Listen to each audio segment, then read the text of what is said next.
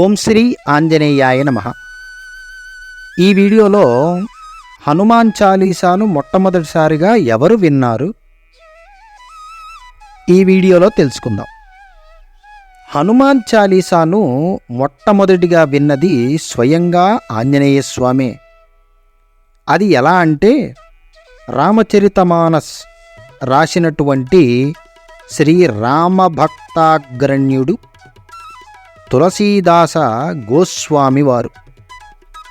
ఈ తులసీదాసు రామచరితమానస్సును రాసి గానం చేసే సమయంలో స్వయంగా హనుమంతుడే వచ్చి వినేవాడు అని మనకి కథలు చెప్తున్నాయి.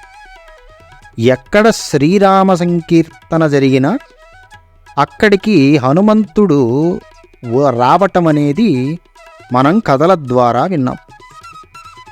ఒకసారి తులసీదాసు గారు శ్రీ రామచరితమానస్ గానం చేశాక అందరూ లేచి వెళ్ళిపోయారట. ఒక వృద్ధమూర్తి రూపంలో ఒక ఆయన అక్కడ కూర్చొని తన్మయంతో అలాగే ఉండిపోయి భక్తిలో మునిగిపోయాడట.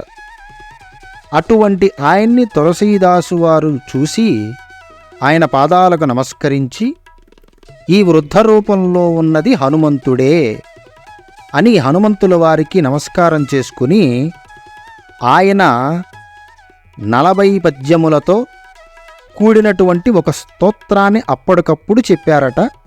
అదే చివరికి హనుమాన్ చాలీసాగా రూపాంతరం చెందింది అని పురాణ కథలు చెప్తున్నాయి. సర్వే జనాః సుఖినో భవంతు.